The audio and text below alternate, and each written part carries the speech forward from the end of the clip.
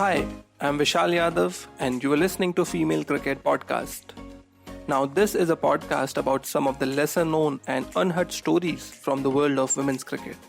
Every week, I'll be joined by female cricketers and bring to you their story, their struggles, and together we shall relive beautiful moments from the journey. This podcast is an initiative by Female Cricket, a platform that aims to promote and publicize women's cricket around the world. So, what are you waiting for? Subscribe to a podcast, plug in those earphones, pour yourself some tea or coffee or whatever you like, and enjoy these beautiful stories. So, आज के इस podcast में हम बात करेंगे कोल्हापुर की शान अनुजा पाटिल से, जो इस शहर से इंटरनेशनल क्रिकेट खेलने वाली सबसे पहली खिलाड़ी है। अपने डैड और अंकल को टेनिस बॉल क्रिकेट खेलते देख अनुजा ने भी अपना मन बना लिया था। महाराष्ट्र के अंडर 15 से लेकर कैसे तय किया अनुजा ने टीम इंडिया तक का सफर। एक छोटे शहर जहां क्रिकेट की कोई खास फैसिलिटीज नहीं थी, पर अनुजा के इरादे बड़े थे। चलिए सुनते हैं अनुजा पाटिल की स्टोरी। तो वेलकम अनुजा, हमारे फीमेल क्रिकेट पॉडकास्ट में ये हमारा 5th एपिसोड है और आज हम जानेंगे आपकी क्रिकेट स्टोरी। महाराष्ट्र के एक छोटे से टाउन से आते हो, छोटे से सिटी से आते हो कोल्हापुर, तो कैसे चीजें वहाँ थी, कैसे आपने आपका क्रिकेट परस्यू किया, तो उन चीजों के बारे में जानेंगे और समझेंगे आपसे। पहले तो मतलब कोल्हापुर तो छोटी सिटी है, तो यहाँ पे क्रिकेट के लिए इतना क्रिकेट इतना नहीं है। यहाँ पे रेसलिंग और फुटबॉल ही चलता है। अच्छा। लेकिन यहाँ पे ऐसे था कि मेरे ब्लड में ही क्रिकेट है, ऐसे बोलते हैं। ओके। क्योंकि एक्चुअली मेरे पापा, मेरे अंकल, मेरे मामा मतलब सभी क्रिकेटर ही है। मतलब यहाँ पे लोकल लेवल पे खेले, क्लब लेवल पे खेले, और मेरे मामा यूनिवर्सिटी विजी ट्रॉफी खेले। तो मेरे ब्लड में ही क्रिकेट है, ऐसे बोलते हैं। तो मुझे इतना ऐसे प्रॉब्लम नहीं हुआ कि ये फुटबॉल और ये मतलब यहाँ से रेसलिंग और फुटबॉल में ही प्लेयर्स है। घर में ही क्रिकेट था तो इसलिए मुझे क्रिकेटर बनने में इतने ज्यादा मतलब प्रॉब्लम्स नहीं हुए। तो आपके जो डैड है वो खेलते थे, प्रोफेशनल क्रिकेट खेलते थे? प्रोफेशनल नहीं, क्लब लेवल पे खेलते थे। और यहाँ पे टेनिस बॉल क्रिकेट ज्यादा चलता है। अच्छा। मतलब बड़े बड़े टूर्नामेंट्स, कैश प्राइज टूर्नामेंट्स होते हैं यहाँ पे। हाँ। कोल्हापुर में या कोल्हापुर के आजू बाजू में। ओके। तो उसमें मतलब मेरे पापा की खुद की टीम थी। अच्छा। शाहू स्पोर्ट्स करके। ओके। तो ये जो कोल्हापुर में ये टेनिस बॉल के टूर्नामेंट होते हैं उसमें पार्टिसिपेट करते थे या? हाँ, मेरे पापा, अंकल, मतलब इनकी खुद की टीम होती थी। तो जब आपने खेलना शुरू किया तो आपने भी फिर टेनिस बॉल से शुरू किया होगा? हाँ, मैं मतलब इनके साथ ही मैं इनके मैचेस देखने जाती थी जब मैं छोटी थी तब। तो तब मैं इनके साथ ही मतलब इनके बॉल और बैट से खेलती थी। ओके। लेकिन पापा कई बार मतलब थोड़े दूर जाते थे तब मना करते थे बचपन में। फिर उसके बाद उनको पता चला कि मतलब मेरा इंटरेस्ट भी क्रिकेट में है, तो उन्होंने फिर वापस कभी रोका नहीं मुझे कि अपने साथ वो हर जगह में अपने साथ ही लेके जाते थे मुझे। अच्छा। और खुद भी मुझे बॉल डालते थे या फील्डिंग करवाते थे। ओके।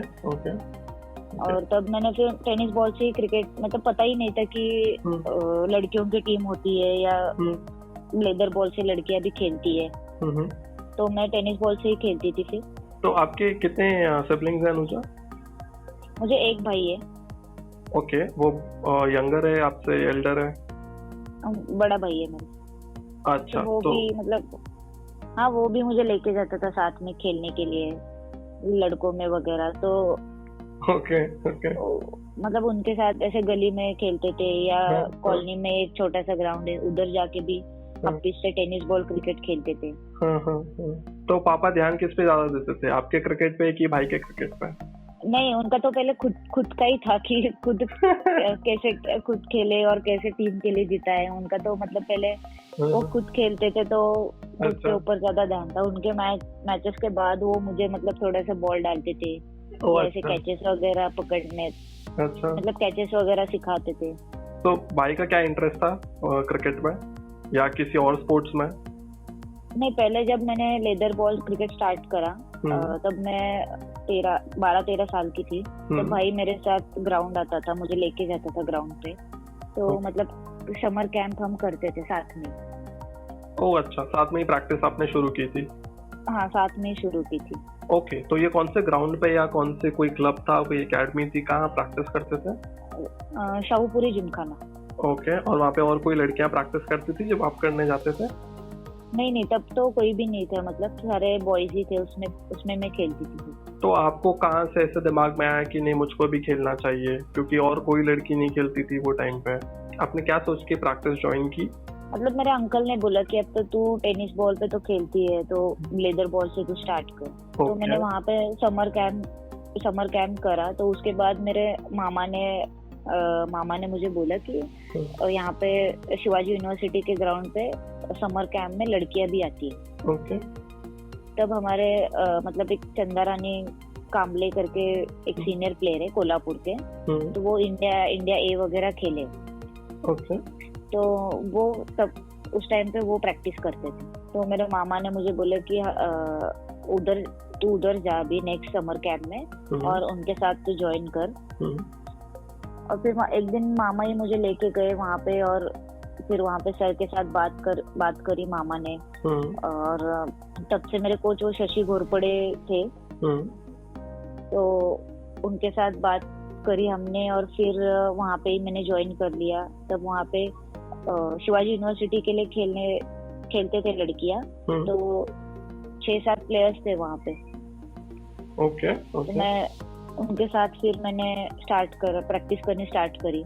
तो आप कितने साल के थे जब आपने first time season ball cricket देखा था और सीजन बॉल क्रिकेट खेलना शुरू किया था? 13। और आप टेनिस बॉल क्रिकेट कब से खेल रहे थे? 4-5 साल के एज से? 5-6 साल से तो खेल रही थी। ओके, तो इन शॉर्ट 6 से 7 साल का आपका एक्सपीरियंस हो गया था टेनिस बॉल में। हाँ। जब आपने स्विच किया सीजन बॉल पे। Season ball. तो ये वो जो टेनिस बॉल आपने खेला था, जो गली क्रिकेट खेला था, वो कैसे हेल्प किया आपके इस ट्रांजिशन में? टेनिस बॉल पे थोड़ा डिफिकल्ट मुझे लगता था पर्सनली, क्योंकि टेनिस बॉल ज्यादा बाउंस होता था। हाँ। तो मुझे ऐसे लगता था कि टेनिस बॉल क्रिकेट हार्ड है। ओके। लेकिन बाद में जब मतलब सीजन बॉल से स्टार्ट करा, तो मतलब समझ में आया कि नहीं, सीजन बॉल क्रिकेट हार्ड है। कैचेस वगैरह पकड़ने में बॉल मतलब छोटी थी, तो बॉल का डर लगता था। करेक्ट। लग जाएगा, ये हो जाएगा, ऐसे थोड़ा लगता था ऐसे। बाकी लेकिन टेनिस बॉल से मैंने स्टार्ट करा था, तो मुझे इतना डिफिकल्टीज नहीं मतलब फेस नहीं करने पड़े, क्योंकि घर में मतलब बचपन से ही सिखाते थे ना कि बैट ऐसी पकड़ या कैच में ऐसे टेक्निक होना चाहिए। और मैं मैचेस भी इनके बहुत ज्यादा देखती थी, पापा और अंकल के साथ में जाके। करेक्ट। और मेरे अंकल लेदर बॉल से भी खेलते थे और मेरे मामा भी खेलते थे, तो उनके मैचेस में मैं पूरा दिन मैं वहां पे बैठती थी ग्राउंड पे। ओके। तो देख के मतलब मैंने बहुत पहले देख के मुझे मतलब इतना था कि टेक्निक थोड़ा बहुत कि बैट की ग्रिप वगैरह ऐसे पकड़नी है, या क्रिकेट मतलब रूल्स वगैरह। या लेदर बॉल पकड़ने में सॉफ्ट हैंड रखते हैं, बॉल नहीं तो लगती है फिर। ट्रू। ऐसे। और यहाँ पे ऐसे था कि ग्राउंड बहुत खराब थे। अच्छा। कोल्हापुर में। तो टेनिस बॉल में भी फिर बॉल बहुत बाउंस होता था, तो बॉल बहुत एकदम लास्ट तक मतलब देखनी पड़ती थी। तो मुझे लेदर बॉल में मैंने जब स्टार्ट करा, तो वहाँ पे थोड़ा ग्राउंड वगैरह अच्छे होते हैं। हाँ। तो मुझे फील्डिंग करने में भी इजी लग रहा था तब, क्योंकि उसके बाउंस वगैरह टेनिस बॉल का ज्यादा होता है, तो उस हिसाब से मूवमेंट भी करने पड़ते हैं। लेदर बॉल में इतना बाउंस नहीं होता था, तो और ग्राउंड भी अच्छा मिलता था, तो और अच्छा लगता था फील्डिंग करने में, और इजी लगता था। तो आपको तब कुछ ऐसा आइडिया था कि इंडिया का वुमेन्स क्रिकेट टीम भी है, और यहाँ से खेलने के बाद फिर ये नेक्स्ट स्टेप होता है, महाराष्ट्र टीम में जाते हैं, वो सब का आइडिया आपको कब आया? तो मैंने वहाँ पे ज्वाइन कर लिया, तभी पता चला, क्योंकि वहाँ पे लड़कियां खेलती थी। अच्छा।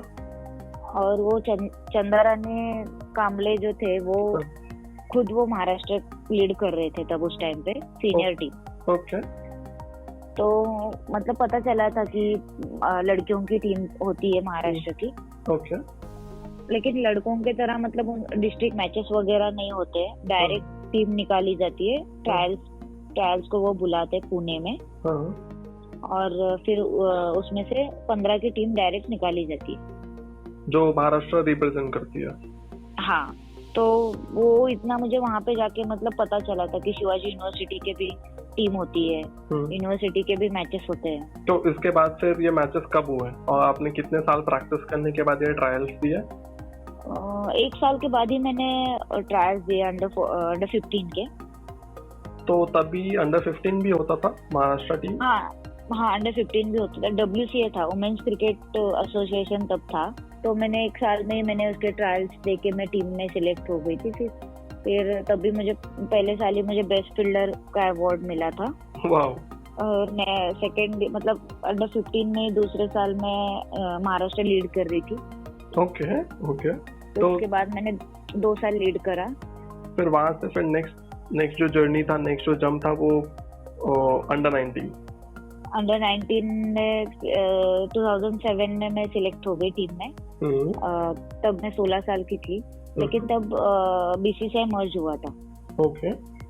तो उसके बाद अंडर 19 मैंने 4 साल खेला। तो उसमें मैंने 2 साल लीड करा महाराष्ट्र। तो 2 साल मतलब अंडर 19 के पहले 2 साल में मैं सीनियर्स की टीम में सिलेक्ट हो गई थी। ओके। बट एक बहुत इंटरेस्टिंग चीज मेरे को ये जाननी है अनुजा, आपने जब खेलना शुरू किया तब women's cricket association of India था, ठीक है? उसके बाद आप जब अंडर 19 में सिलेक्ट हुए तब BCCI का मर्जर हो चुका था WCI के साथ। हाँ।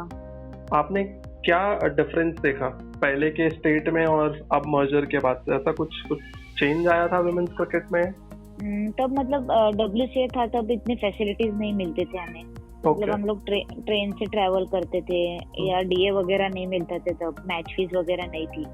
अच्छा, बिल्कुल भी नहीं होता था आप लोग को मैच खेलने का? नहीं, बिल्कुल भी नहीं होता था। ओके। और डेली अलाउंस भी नहीं होते थे? नहीं होते था। तो आप लोग ट्रैवल कैसे करते थे और वहाँ पे जाने के बाद जो खर्चे होते थे?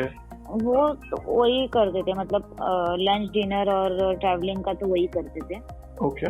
बट ट्रेन से ट्रैवल करते थे और मतलब 2-3 दिन ट्रैवल करते थे।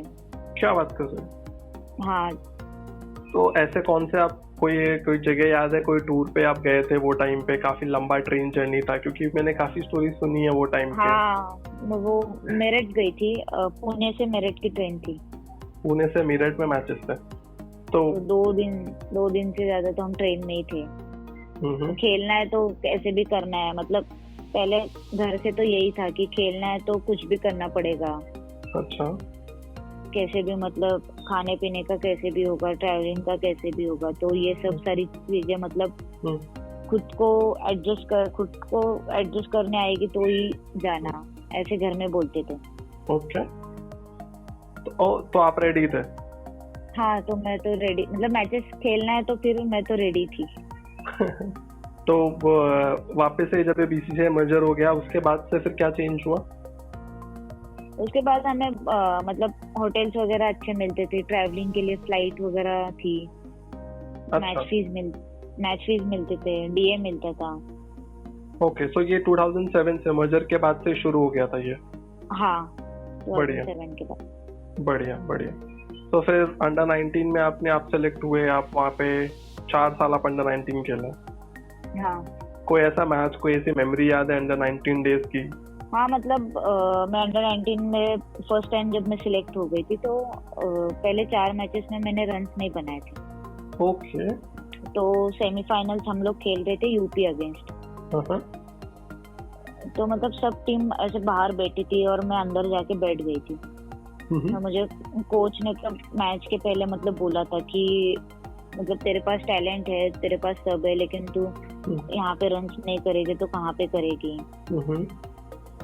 तो उन्होंने ऐसे मेरे साथ बात करी थी, तो मुझे थोड़ा उस टाइम पे ऐसे मतलब बुरा भी लगा था और अच्छा भी लगा था कि उन्होंने मतलब बोला था ऐसे। तो मैं अंदर जाके बैठी थी ड्रेसिंग रूम में और मैच क्रूशल था। बाद में मतलब बॉल टू रन आ गए थे, ऐसे मैच था। मैं आके मतलब बैठ गई अंदर आके अकेले। तो पहले तो स्टार्ट तो अच्छा मिला था हमें, तो मैंने सोचा कि चलो मतलब अच्छे से जीत जाएंगे, लेकिन बाद में तो ऐसे पता चला कि हमारे 5 विकेट ऑलरेडी गए थे। ओहो। तो 5 विकेट गए थे और रन्स भी मतलब ज्यादा चाहिए थे हमें। और ये सेमीफाइनल का मैच है? हाँ, क्वार्टर फाइनल था। अच्छा, क्वार्टर फाइनल है। हाँ, तो मुझे मतलब मैम ने बोला, मुझे भेज दिया बैटिंग को फिर। तो मैं एकदम से उठ के गई और मतलब मैं बिना सोच के एकदम से उठ के गई और मैंने सोचा था कि कैसे भी करके बस मैच जिताना है। ऐसे मेरे बस दिमाग में यही था, बाकी तो ऐसा कुछ नहीं था। तो मैच में फिर नॉट आउट मैंने 40+ कुछ तो करे थे और हम लोग मैच जीत गए थे। वाव। तो मैम भी खुश हो गए थे, मतलब कि उन्होंने बोला कि मैंने बोला था तुझे पहले ही कि तू एक मतलब तू मैच प्लेयर बन सकती है, मैच जिता के तू दे सकती है टीम के लिए। मतलब जैसे टीम के लिए एक ऑलराउंडर है तू अच्छी, तो फोकस करना, ऐसे उन्होंने बोला था उस टाइम पे। तो उस टाइम से थोड़ा मुझे लगा कि नहीं, मैं भी कुछ तो मतलब मैच जीतने के बाद लगा कि नहीं मैं कुछ तो मैं कर सकती हूँ। और तभी मैं अगले साल फिर मुझे सीनियर टीम के साथ मतलब कैंप के लिए बुलाया। यही वो मोमेंट था जब आपको लगा था कि अब मुझको इसको प्रोफेशनली कंटिन्यू करना चाहिए और मेरा जो टारगेट है वो इंडिया टीम है, या ये आपने बहुत पहले ही सोच लिया था कभी? नहीं, पहले सोच लिया था कि चलो मतलब इंडिया टीम के लिए खेलना है, लेकिन पता नहीं था कि कैसे क्या। लेकिन उस टाइम पे जब देखा मैंने कि पहले मेरे 4 मैचेस गए, तो मुझे बहुत बुरा लगा कि पहले 4 मैचेस तो गए। अब इसमें से वेस्ट जोन की टीम सिलेक्ट होती है। तो उसमें तो मतलब मैंने तो कुछ नहीं करा, परफॉर्मेंस तो कुछ नहीं हुआ मेरा। और मैंने ये आगे के 2-3 मैचेस में करा, तो ही मुझे आगे मैचेस मिलेंगे या आगे खेलने के लिए बुलाएंगे। ट्रू। तो मैंने उस टाइम पे नहीं तो फिर मैंने सोचा कि फिर पूरा 1 साल घर पे बैठना पड़ेगा। ये 4 मैचेस का वेट पूरा 1 साल फिर करना पड़ेगा, क्योंकि उस टाइम पे मैचेस बहुत कम होते थे। तो साल में कितने मैचेस होते थे वो टाइम पर? पहले 4 होते थे लीग के, उसके बाद क्वालिफाई होने के बाद फिर क्वार्टर फाइनल, सेमीफाइनल मतलब नॉकआउट्स होते थे। ओके, तो ये एक ही टूर्नामेंट होता था या फिर और भी होते होंगे? नहीं, एक ही टूर्नामेंट होता था ये अंडर 19 का। फिर उसके बाद वेस्ट जोन के मैचेस होते थे, इंटरजोनल मैचेस होते थे।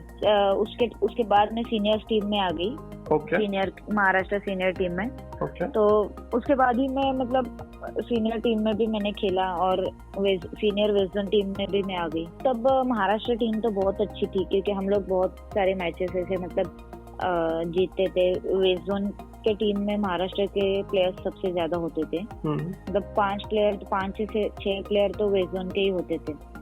और ऑलरेडी सीनियर्स भी इंडिया रिप्रेजेंट कर रहे थे महाराष्ट्र टीम से, मतलब अनगा देशपांडे, देविका पळशीकर, श्वेता जाधव, स्वरूपा कदम, ये कैंप भी कर रहे थे मतलब इंडिया टीम के।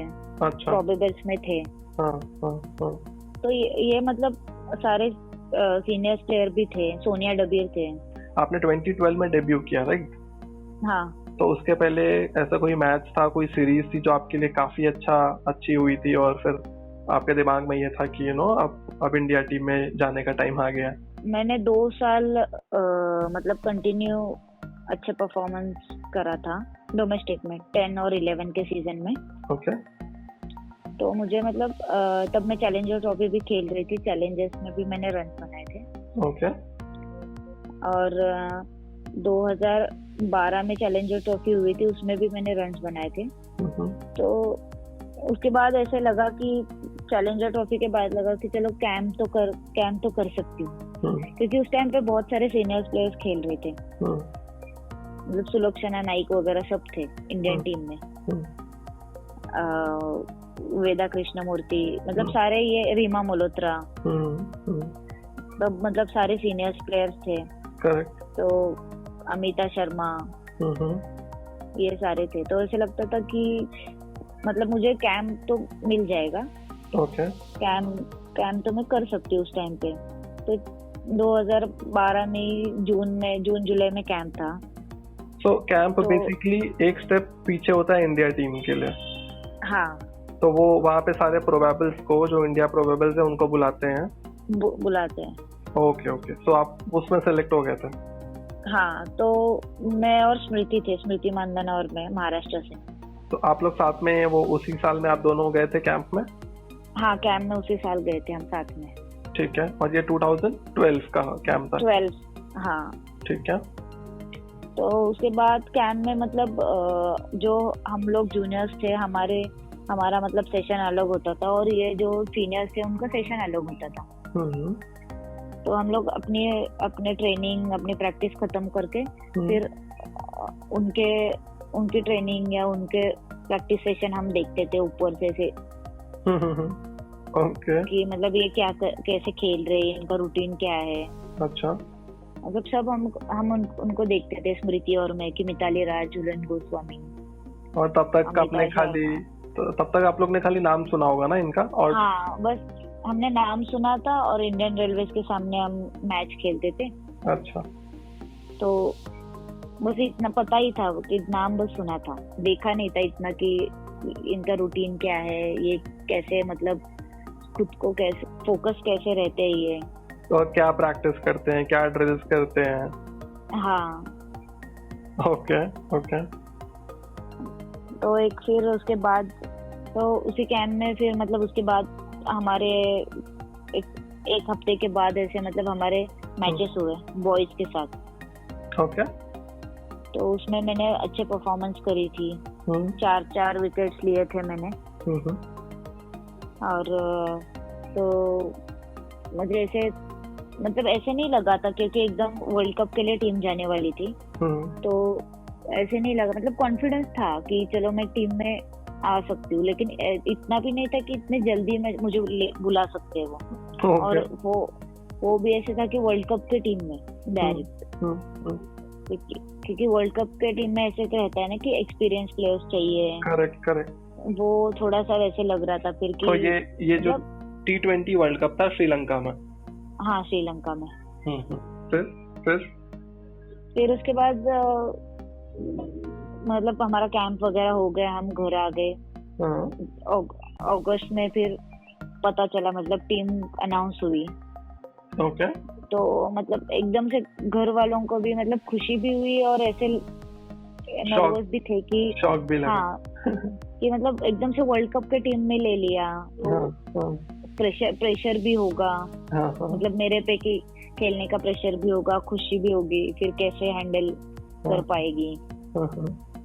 और मुझे खुद को भी लग रहा था कि एकदम से इतने सारे सीनियर्स प्लेयर हैं और वर्ल्ड कप में खेलना, तो वो भी एक मेरे लिए मतलब एक चैलेंजिंग पेस था, और थोड़ा प्रेशर भी था। मैंने तो आपको ये पता कैसे चला कि आप अभी आप इंडिया टीम का पार्ट हो?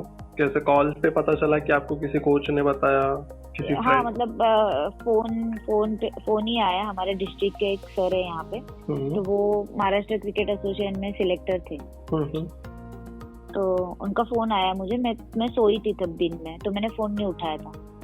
अच्छा। तो 4:30 बजे मैंने उनको 4-4:30 बजे मैंने उनको फोन करा। बारिश तब बहुत होती है ना कोल्हापुर में। तब मैंने उनको फोन करा, तो उन्होंने ऐसे ही पूछा कि प्रैक्टिस कैसे चल रही है क्या। तो मैंने बोला कि बारिश में तो बस मतलब बेसिक वगैरह तो कर रही हूँ मैं, और फिटनेस वगैरह कर रही हूँ वैसे। तो उन्होंने फिर बोला कि अब ज्यादा करनी पड़ेगी प्रैक्टिस। तो ऐसे ही वो घुमा फिरा के बात कर रहे थे। तो मुझे समझ में भी नहीं आया कि तो मैंने बोला कि सर मैं तो कर रही हूँ प्रैक्टिस, और एकदम से उनका फोन आया, वो अचानक से ऐसे प्रैक्टिस का बोलने लगे। तो मुझे थोड़ा सा वैसे लगा कि अरे ये कैसे बोल रहे हैं, इनको कोई मतलब, इनको लगा कि मैं प्रैक्टिस नहीं कर रही हूँ, या ऐसे मेरे दिमाग में आया। तो फिर उन्होंने बोला कि नहीं, तेरा सिलेक्शन हुआ है और तुझे रिपोर्टिंग है और जाना है तुझे। तो फिर मैंने मतलब तो उन्होंने बोला कि न्यूज देख ले। तो मराठी चैनल पे, मराठी न्यूज पे आ रहा था कि महाराष्ट्र से मतलब मैं सिलेक्ट हो गई हूँ टीम में से। तो घर वालों का क्या रिएक्शन था, आपके डैड का क्या रिएक्शन था?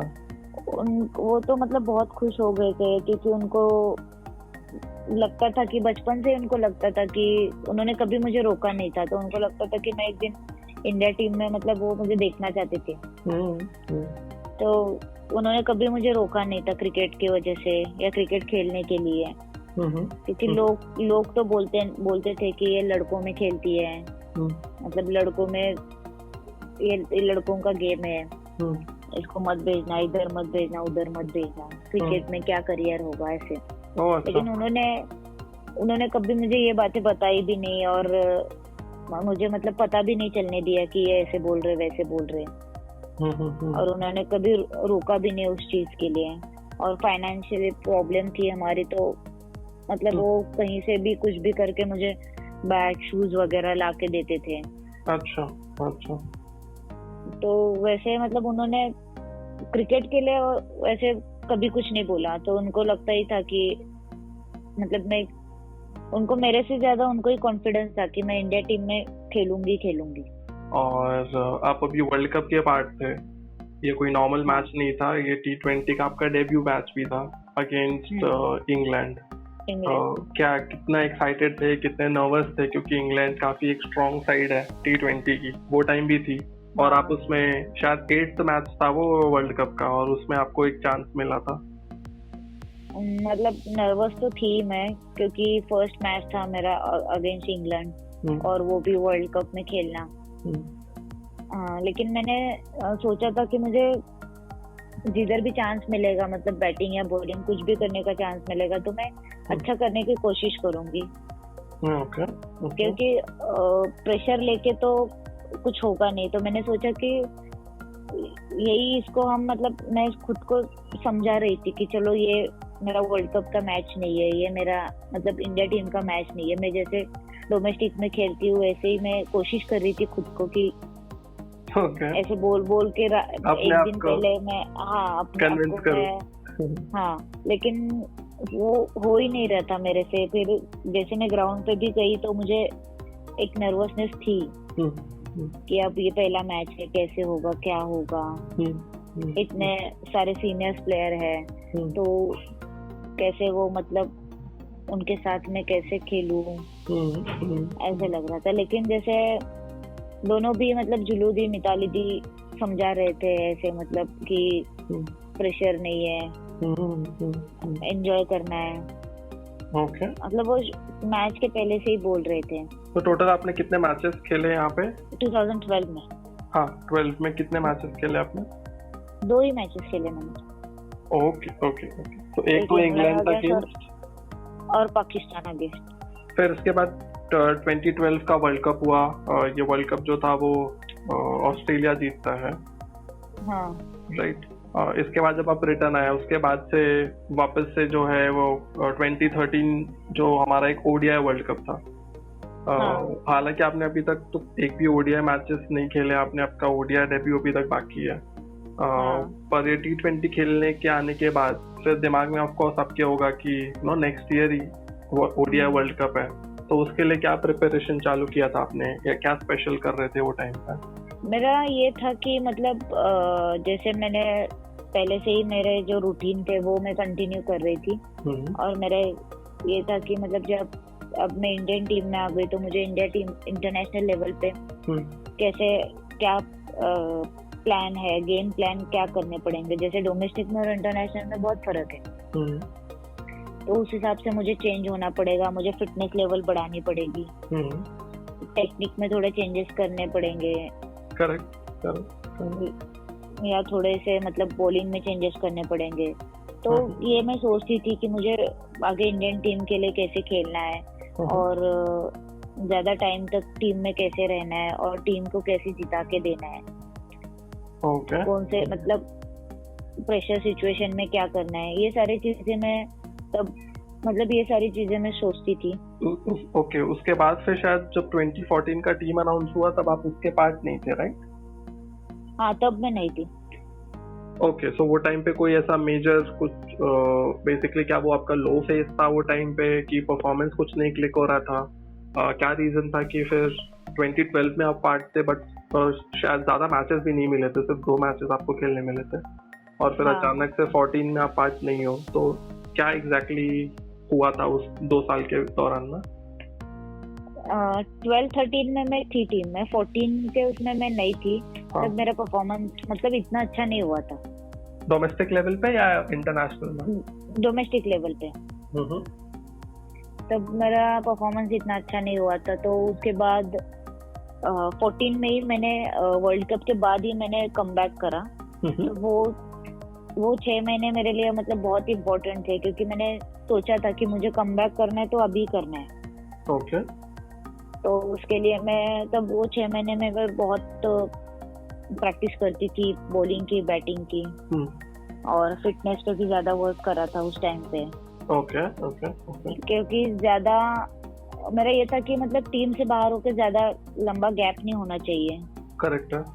और जल्दी से जल्दी कमबैक करना बहुत जरूरी था। और मेरे घर वाले भी मुझे बोलते ही थे कि तू, मतलब मैं ऐसे बोलती थी कि अभी डिफिकल्ट हो गया कमबैक करना। मतलब मैं जब फॉर्म में भी नहीं थी, इतना अच्छा फॉर्म भी नहीं चल रहा था, तो मैं ऐसे बोलती थी मम्मी को। तो मम्मी बोलती थी नहीं सारे दिन एक जैसे नहीं होते, खेल लेगी तू, देख लेना, अब इसी साल तू खेल लेगी। ऐसे मतलब उन्होंने मुझे इतना कॉन्फिडेंस दिया कि मेरे कमबैक करने में मतलब मेरे मम्मी का बहुत वैसे है कि बहुत बड़ा रोल है। कॉन्फिडेंस, हाँ, और कॉन्फिडेंस उनका ही ज्यादा था मेरे पे कि मतलब मैं अभी खेलूंगी ऐसे। अच्छा। तो वहां से फिर चीजें बदली, आपने कमबैक किया? हाँ, कमबैक करा मैंने। बहुत सारी चीजें मतलब चेंज भी करी मेरे बॉलिंग में, बैटिंग में। तो एग्जैक्टली अनुजा, अगर मैं बात करूँ थोड़ा और स्पेसिफिक्स में जाऊँ, थोड़ा डिटेल्स में जाऊँ, ऐसा जो टाइम होता है वो काफी टफ होता है कोई भी क्रिकेटर के लिए। क्योंकि एक तो ये है कि काफी सारे और जो बैटर्स है, काफी और प्लेयर्स है वो अच्छा परफॉर्म कर रहे हैं, और सिर्फ 11 लोग या 15 लोग जो है वो इंडिया टीम रिप्रेजेंट करते हैं, राइट? तो एग्जैक्टली माइंडसेट क्या रहता है और कैसे आप लोग वो टाइम पे पॉजिटिव सोच पाते हो? मतलब मेरा ऐसे था कि दूसरे क्या कर रहे, दूसरों का परफॉर्मेंस क्या है, वो तो देखना मैंने पहले छोड़ दिया था। ओके। क्योंकि दूसरे इतने रन बना रहे, दूसरे इतने विकेट ले रहे, तो वो सिलेक्ट होगी, ये सिलेक्ट होगी, तो ये तो माइंड में चलता ही है प्लेयर्स के कि इसने इतने रन करे, इसके इतने विकेट्स हैं। तो मैंने वो तब से देखना छोड़ दिया कि उससे कोई मतलब ही नहीं, मुझे क्या करना है मुझे पता है, मैं ये करूंगी तो ही मुझे वो मिलेगा। मेरा ऐसे था कि मुझे मतलब महाराष्ट्र टीम के लिए मैंने परफॉर्म करी, महाराष्ट्र टीम के लिए मैंने मैचेस जीता है, तो मैं आगे इंटर जोनल्स खेल पाऊंगी। इंटर जोनल्स के लिए वहाँ पे भी मैंने रन्स, विकेट्स ले लिए, तो मैं चैलेंजर ट्रॉफी खेल पाऊंगी। तो यही मेरे हाथ में है, बाकी सारी चीजें तो मेरे हाथ में नहीं थी। मतलब सिलेक्ट होना या दूसरों के रन्स या दूसरों के विकेट्स, वो तो मेरे हाथ में नहीं है। करेक्ट। तो मेरा ये था कि मैं कैसे अच्छा करूँ और मैं टीम को कैसे जिताऊं। ओके। मुझे और मतलब मैंने उस टाइम पे बस यही करा कि खुद मतलब बॉलिंग में चेंजेस करे मैंने, बैटिंग में चेंजेस करे। अच्छा। फिटनेस में थोड़ा मतलब स्ट्रेंथनिंग वगैरह ज्यादा करी। हाँ, तो मैंने चैलेंजर ट्रॉफी में फिर पहले चैलेंजर ट्रॉफी में मैं बाहर बैठती थी पहली मैच।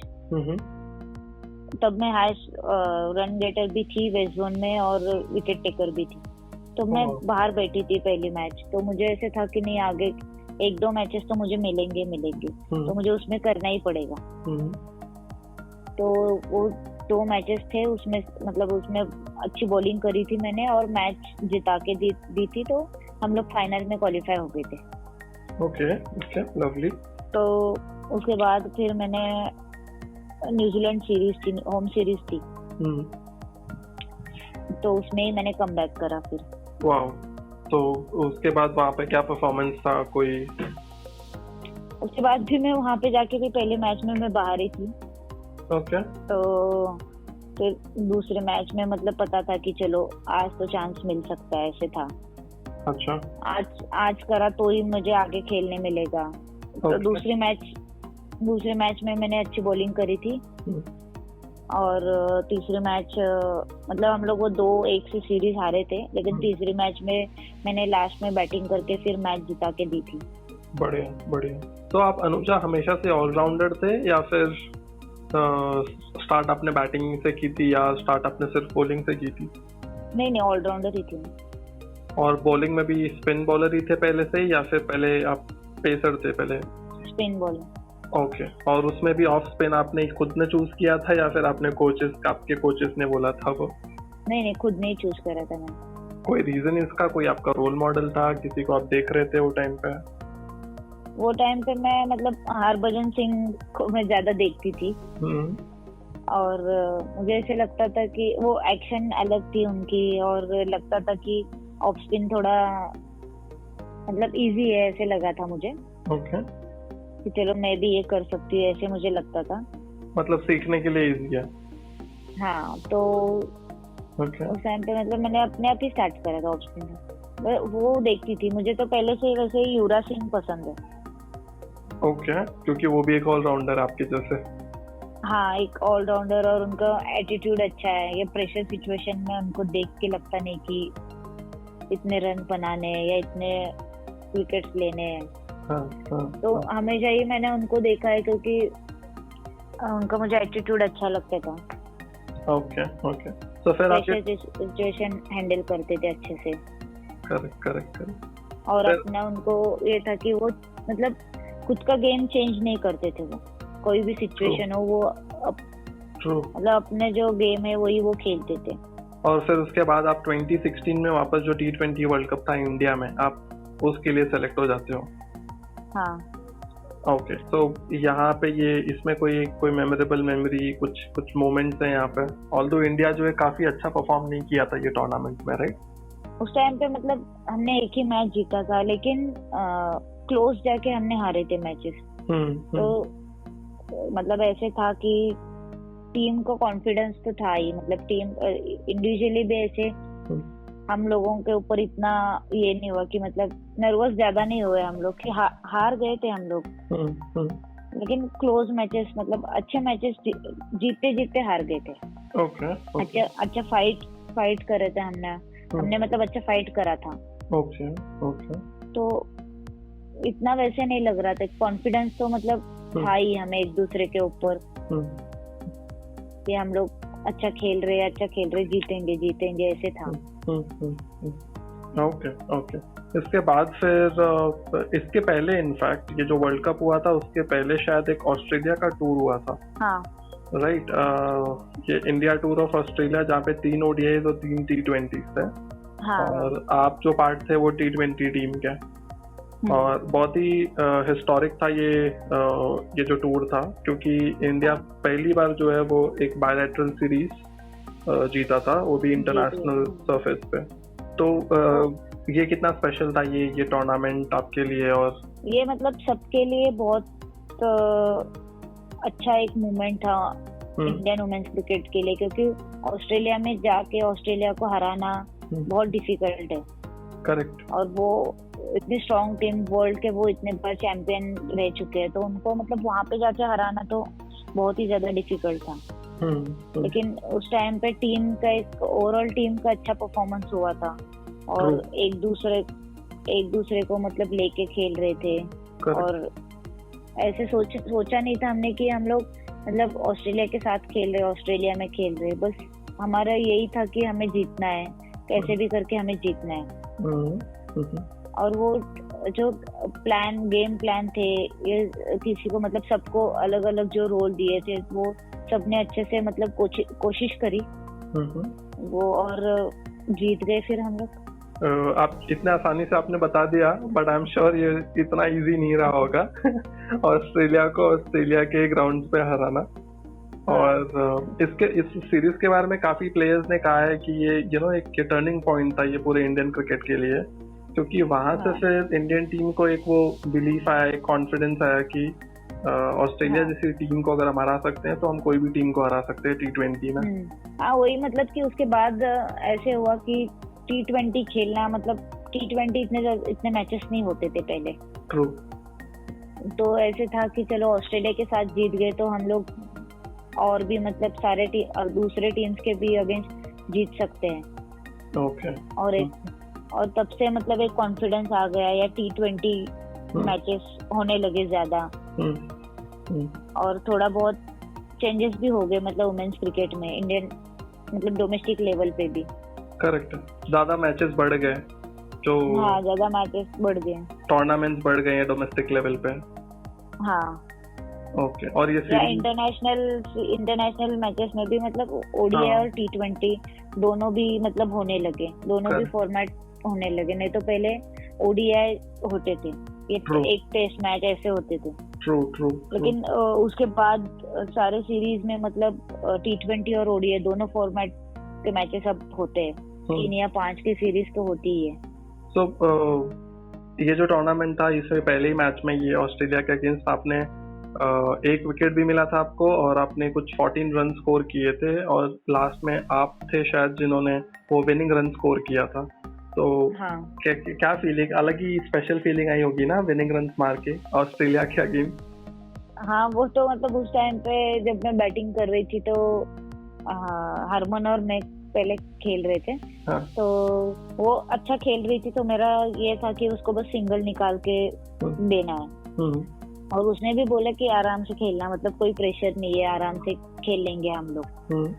तो थोड़ा ऐसे लग रहा था कि प्रेशर तो आ ही रहा था कि ऑस्ट्रेलिया के साथ खेलना, और कभी नहीं खेले थे पहले तो उसने बोला फिर मुझे कि ऐसे सिंगल, तो मैंने 1-2 जैसे सिंगल निकाले तो मुझे भी कॉन्फिडेंस आ गया कि चलो हम पूरा कर सकते हैं। फिर हरमन की विकेट गई, तो उसके बाद बॉल टू रन आ गए फिर।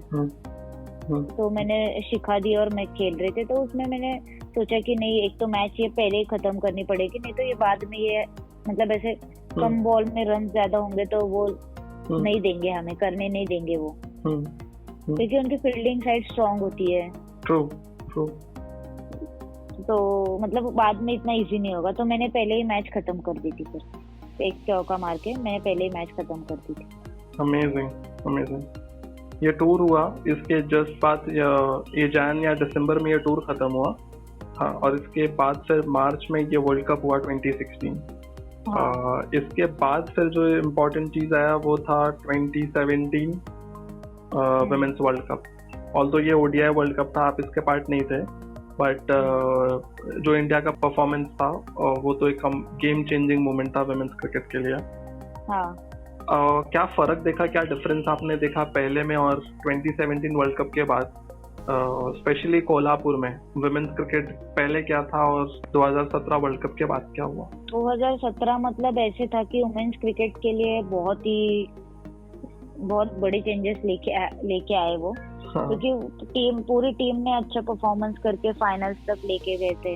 हाँ जी। या वो हरमन की वो एक इनिंग की वजह से जो पूरा चेंज हुआ इतना, बहुत सारे मतलब जूनियर जो लड़कियां अभी है जो खेल रहे हैं, मतलब उन्होंने 5-6 साल से ही खेलना अभी स्टार्ट करा है। 2017 वर्ल्ड कप के बाद मतलब उन्होंने टीम ने पूरा इतना अच्छा परफॉर्मेंस करा, इतने अच्छे मीडिया या लोगों ने भी बहुत सपोर्ट करा। तो उनकी वजह से मतलब अब ऐसे बोल सकते हैं कि क्रिकेट का ये मतलब 2-3 सालों में जो चेंजेस हुए या 2-3 सालों में जो ये देख रहे सब इतना, तो वो वही टीम की वजह से हुआ है, मुझे तो यही लगता है। 2017 में जो टीम गई थी उनकी वजह से ये सारे चेंजेस हमें मतलब देखने मिले। बहुत सारे यंगस्टर्स अब खेल रहे, बहुत सारे लोग फॉलो कर रहे, ये मीडिया वगैरह बहुत अच्छा सपोर्ट कर रहे हैं, बीसीसीआई से सारे अच्छे फैसिलिटीज मिल रहे हैं। और मतलब वुमेन्स क्रिकेट मतलब इतना बढ़ गया, और लड़कियां भी मतलब खेल सकती है, वर्ल्ड कप हम भी ला सकते हैं। करेक्ट है। और जैसे मेंस क्रिकेट से उम्मीद रखते हैं कि वर्ल्ड कप जीत के ये लाएंगे हमारे लिए, इंडिया के लिए, अब वैसे ही सेम मतलब इतने करोड़ों लोग हमारे से भी उम्मीद रखते हैं कि हम भी वर्ल्ड कप जीत के लाएंगे, हमारे लिए भी वो अभी फॉलो करते हैं, प्रेयर्स करते हैं। तो अच्छा लगता है कि ऐसे सपोर्ट मिलता है। तो और बहुत सारे चेंजेस इतने मतलब वो लगा नहीं था कि एकदम से 1-2 साल में इतना होगा। करेक्ट। लेकिन उसके बाद तो बहुत चेंजेस हो गए। और कोल्हापुर में भी बहुत सारे लड़कियां भी यंगस्टर्स खेल रहे, टैलेंटेड है। यहाँ पे वैसे फैसिलिटीज नहीं है तो भी वो अपने हार्ड वर्क से और जैसे भी ग्राउंड वगैरह है वहीं पे खेल के मतलब अपनी प्रैक्टिस वगैरह कर रहे हैं। और एक है कि पेरेंट्स लोग भी उनको सपोर्ट कर रहे हैं अभी। ट्रू। तो पहले से मतलब बहुत मेंटेलिटी भी बहुत चेंज हो गई है। पेरेंट्स लोग जो है ये कोई ये यंगस्टर्स जो आ रहे हैं उनके। ओके, बढ़िया बढ़िया। तो ऐसे पहले था कि नहीं छोटे सिटी में प्रॉब्लम होती है खेलने के लिए, फैसिलिटीज नहीं है। लेकिन जब से ये 2017 वर्ल्ड कप के बाद जो देख रहे हैं, ये मिताली दी, झूलन दी, पहले तो कुछ भी नहीं मिलता था। तो वो लोग तब से 15-16 साल से वो कंटिन्यू खेल रहे इंडियन टीम के लिए। एग्जैक्टली मतलब जब वो उन्होंने खेलना शुरू किया था तब अनरिजर्व ट्रेन में ट्रैवल करते थे लोग। हाँ, तब तो कुछ भी नहीं मिलता था इनको, मतलब तब ये तो सब पता चला उनको 2017 वर्ल्ड कप के बाद ही लोगों को ज्यादा पता चला। हाँ जी। तो इसलिए मतलब मेंटेलिटी पेरेंट्स लोगों की भी चेंज हो गई है।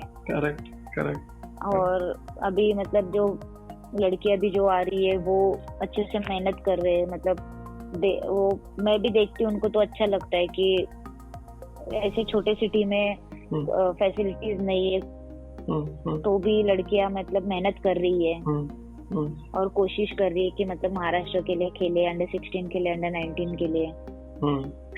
तो कोल्हापुर से ऑलरेडी 3-4 लड़कियां अंडर-19 के लिए खेलती है। सीनियर टीम में 4 लड़कियां हैं। और तो और काफी हद तक आई एम श्योर आप उनके लिए एक इंस्पिरेशन हो, स्पेशली कोल्हापुर जहाँ से आप आते हो।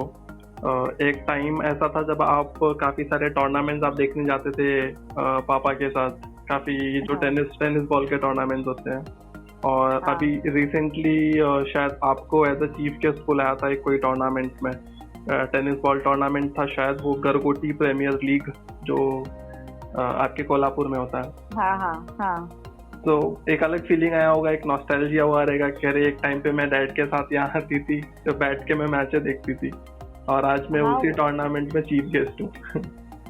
हाँ, मतलब वो वहाँ पे जब मैं जाती हूँ ऐसे टेनिस बॉल क्रिकेट ग्राउंड पे तो बहुत अच्छा लगता है क्योंकि वो मुझे ऐसे मतलब पहचानते, अनुजा पाटिल से तो पहचानते ही है और वो मतलब मेरे पापा को ज्यादा पहचानते हैं टेनिस बॉल क्रिकेट में। तो वो लोग ऐसे बोलते हैं कि अरे वो तो उनकी बेटी है, अरुण पाटिल की वो लड़की है, तो वो यहाँ पे आती थी मैचेस देखने और आज वो इंडिया टीम में खेल रही है। तो और वो सुन के और अच्छा लगता है कि मतलब उनको इतना भी याद है कि मैं बचपन में पापा के साथ आती थी। तो और अच्छा लगता है। और जब पापा खेलते थे उनके साथ में मैचेस देखती थी तो उनका भी यही था कि जीतने के लिए खेलना है। करेक्ट। तो मैंने देखा है मतलब बहुत सारे टूर्नामेंट्स उन्होंने जीते भी है और हारे भी है। ओके। तो मैंने देखा है कि हारने के बाद क्या होता है, घर में कैसे होते, चिड़चिड़ करते थे वो। अच्छा। और जीतने के बाद ऐसे खुशी का माहौल होता था। वो जब मैं ग्राउंड पे ऐसे जाती हूँ तो मुझे वो सब याद आता है कि यहाँ पे ऐसे खेले थे, वहाँ पे ऐसे पापा खेल रहे थे, ऐसे हुआ था, ऐसे जीते थे। और लोग फिर ऐसे बोलते तो अच्छा भी लगता है कि मतलब लोग अभी भी वो याद है उनके कि मैं बचपन में भी मैं आती थी यहाँ पे। ओके। और आपके वजह से अभी पापा का नाम रोशन हो रहा है। हाँ।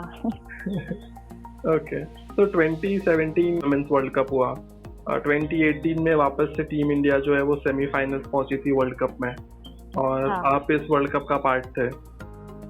ऑल्सो वहाँ पे भी हम इंग्लैंड से वो मैच हार गए और टीम इंडिया बाहर हो गई टूर्नामेंट के, बट फिर भी एक काफ़ी अच्छा परफॉर्मेंस था टीम इंडिया का। अब आपका एक अल्टीमेट गोल क्या है अनुजा? ऑल्सो आपने काफ़ी वर्ल्ड कप्स के पार्ट रह चुके हो। मेरे तो अभी ये कि ओडीआई टीम में जल्दी से जल्दी आना और ओडीआई टीम में डेब्यू करने के बाद मतलब है कि इंडियन टीम के लिए मैं कैसे जिता के दूं। अच्छा। या टीम को मतलब जैसे जरूरत होगी वैसे मैं खेलने की कोशिश करूंगी। ओके। हाँ, एक्चुअली काफी सरप्राइजिंग है क्योंकि आपने टोटल 50 T20 मैचेस खेले हैं। बल्कि आपका जो ओडीआई का जो कॉलम है वो एकदम खाली है फिलहाल। हाँ। तो हम भी ये वेट कर रहे हैं कि आप बहुत जल्द ओडीआई टीम में आओ हाँ, मेरी भी यही कोशिश है कि मैं जल्दी से ओडीआई टीम में डेब्यू करूं। ओके। और परफॉर्मेंस तो मतलब कर रही हूँ और मेरे में क्या कमी है क्या नहीं, उस पर मैं वर्क भी कर रही हूँ। ओके। और ज्यादा मैं कोशिश करूंगी कि और ज्यादा परफॉर्मेंस अच्छी करके मैं ओडीआई टीम में जल्दी से जल्दी आऊँ। Great great great. अब अगर ये कोविड-19 ये जो सिचुएशन चल रही है, अगर वो ना होती तो अभी तक हम काफ़ी मैचेस देख रहे होते, काफ़ी प्रिपरेशंस चल रही होती अगले साल के वर्ल्ड कप के लिए। बट अभी फिलहाल क्योंकि अब ऐसा सिचुएशन आ चुका है, अब आपका बेसिकली टाइम टेबल क्या है, अभी स्केड्यूल क्या रहता है आपका आजकल के दिनों में? मॉर्निंग में मैं 7 बजे से 8:30 तक वर्कआउट करती हूँ। उसके बाद मैं थोड़ा बहुत मतलब बेसिक पे वर्क करती हूँ घर पे ही। और शाम के टाइम में फिर स्ट्रेंथनिंग करती हूँ। और जैसे कि मतलब सुबह बैटिंग का करा तो शाम में बॉलिंग का करती हूँ, सुबह बॉलिंग का करा तो शाम को बैटिंग का करती हूँ। तो ये आपके यहाँ पे क्या नेट्स हैं आपके घर के आसपास, या आप ये सब कहाँ करते हो बैटिंग बॉलिंग का प्रैक्टिस? मैं पार्किंग में ही कर लेती हूँ। तो वहाँ पे प्रॉपर नेट्स है वहाँ पे? नहीं, प्रॉपर नेट्स तो नहीं है, पार्किंग में मैं कर लेती हूँ। कभी पापा कभी भाई साथ में होते हैं तो उनके साथ में खेल लेती हूँ। ओके। और अदरवाइज कोल्हापुर में क्या सिचुएशन है कोविड-19 का? क्या नंबर ऑफ केसेस कितने हैं? अभी तो 200 प्लस है यहाँ पे। ओके। और वैसे तो बोला तो है ग्राउंड्स वगैरह चालू करने को। अच्छा। तो मंडे से शायद हो सकता है ग्राउंड वगैरह चालू। बढ़िया। और अभी रिसेंटली शायद आपने काफ़ी अच्छी चीज़ मैंने पढ़ी कि आपने काफ़ी सारे जो ग्राउंड्समैन होते हैं जो क्योंकि अभी फ़िलहाल क्योंकि क्रिकेट नहीं है, सारे पार्क बंद है, ग्राउंड्स बंद है, तो उनको आपने सपोर्ट किया, उनको कुछ ग्रोसरीज डोनेट की। मतलब मेरा यहाँ पे एक सर है रमेश कदम, उन्होंने और मतलब उन्होंने एकेडमी है रमेश कदम क्रिकेट एकेडमी, और मैंने मिलके मतलब ग्राउंड्समैन जो है उनको राशन वगैरह दिया है 1-2 महीने का। क्या बात है। और यही कोशिश थी कि मतलब मेरे से जितना हो सके उतना मैंने करा है। और क्योंकि इस टाइम पे बहुत जरूरत है एक दूसरे को हेल्प करने की। ट्रू। और इसीलिए मैंने मतलब सोचा कि कुछ तो करते हैं, और इतने साल हमारे लिए वो ग्राउंड बना के दे रहे, विकेट्स बना के दे रहे, तभी हम खेल पा रहे। हाँ जी। और उनके लिए हमें अभी करने का मौका मिला है तो थोड़ा बहुत हम भी कर लेते हैं, ऐसे सोच के फिर हमने करा। तो काफी अच्छी बात बोली आपने अनुजा यहाँ पे कि ग्राउंड्समैन जो हमारे लिए इतना कुछ करते हैं तो उनको भी कंट्रीब्यूट करना, और ऐसे टाइम पे जब उनको सबसे ज्यादा जरूरत है तब आगे आना, ये बहुत बड़ी बात है। और थैंक यू आपको, थैंक यू रमेश सर को जिन्होंने ये इनिशिएटिव लिया है। अब चलते हैं, ऑलमोस्ट मैंने आपकी क्रिकेट स्टोरी की क्रिकेट जर्नी समझ ली है। कुछ क्वेश्चंस है जो हमको फैंस से आए हैं, जो हमारे इंस्टाग्राम पे हमने पोल रखा था, तो वो कुछ क्वेश्चंस मैं आपको अभी पूछता हूँ, ठीक है? तो पहला जो क्वेश्चन है वो है सिद्धार्थ का। अगर वुमेन्स आईपीएल का भी होता है और उसमें वो सारे फ्रेंचाइजी टीम्स होती हैं, तो आप किस टीम के पार्ट होना पसंद करोगे? मुंबई इंडियंस। ओके, मतलब महाराष्ट्र और मुंबई को जाने नहीं देना है कहीं पे। ओके। नेक्स्ट क्वेश्चन है शुभम का की कोल्हापूरमध्ये कुठे फिरायला आवडते तुम्हाला? पन्हाळा। हाँ। पन्हाळा एग्जैक्टली क्या है, कहाँ है? हिल स्टेशन है पन्हाळा, कोल्हापुर से 25 किलोमीटर। तो आप साल में कितनी बार जाते हो वहाँ पे? बहुत बार जाती हूँ मैं तो। और बेस्ट टाइम क्या है वहाँ जाने के लिए?